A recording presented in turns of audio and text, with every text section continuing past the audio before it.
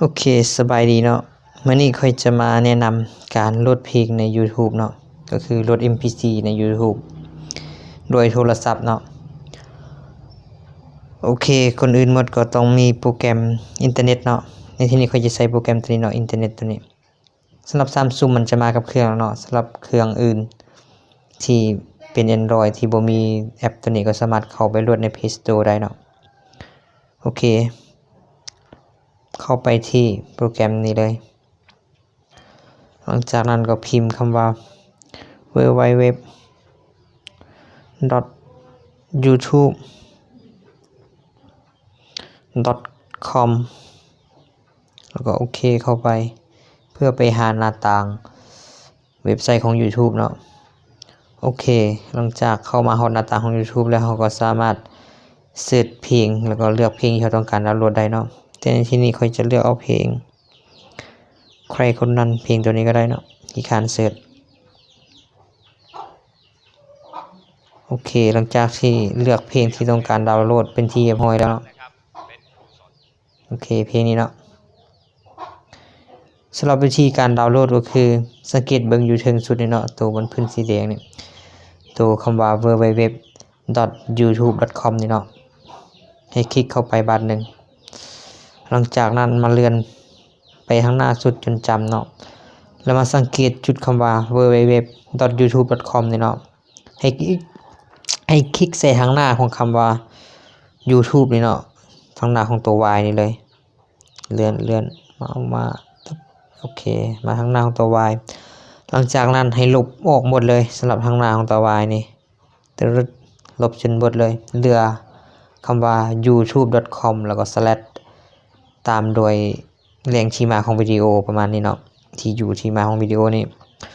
โอเคหลังจากนั้นก็ให้เพิ่มตัว S 2ตัวเนาะ1 2ก็คือความหมายจะบอกว่าเซฟวิดีโอตัวนี้เนาะก็คือบันทึกก็คือโหลดนี่แหละโอเคมันก็ตกลงเข้าไป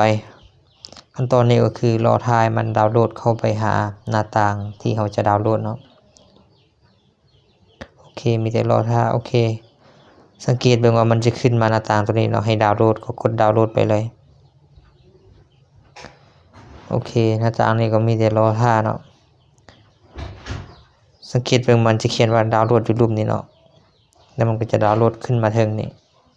สังเกตเบิ่งอยู่เทิงนี่เนาะตัวใกล้กับสัญญาณมันจะมีลูกศรดาวน์โหลดลงมาเนาะสามารถลากลงมาได้มันจะบอกว่าใครคนนั้นแล้วก็จะเห็นว่ามันกำลังดาวน์โหลดเนาะมีแต่เฮารอท่าการดาวน์โหลดให้มันเต็ม 100% เราก็สามารถเข้าไปเปิดได้เลยเนาะ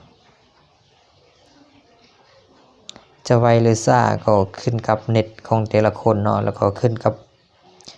คลิปวิดีโอไปพร้อมคันเฮาโหลดเป็นพวก MP4 ที่เป็นเพลงพวกนี้มันจะมีอยู่ประมาณ 3-4 นาทีมันก็ไวอยู่คันผู้ใดโหลดเป็นละครเป็นเรื่องต่างๆที่มีฮอดเป็นชั่วโมงเป็นหยังมันก็จะค่อนข้างล้นนิดนึงคั่นเนาะ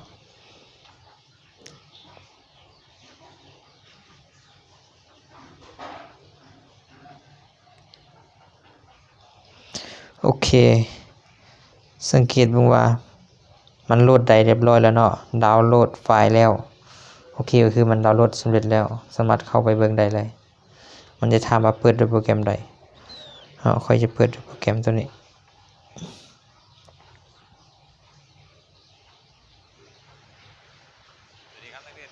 โอเคเห็นบ่ถือว่าดาวน์โหลดวิดีโอตัวนี้เป็นที่เรียบร้อยแล้วเนาะโอเคสำหรับคลิปนี้เนาะจะขอจบเพียงเท่านี้เนาะอย่าลืมกดติดตามช่อง YouTube โรงเรียน IT แล้วก็ Facebook โรงเรียน IT เนี่ยเพื่อบ่ให้พลาดคลิปใหม่ๆ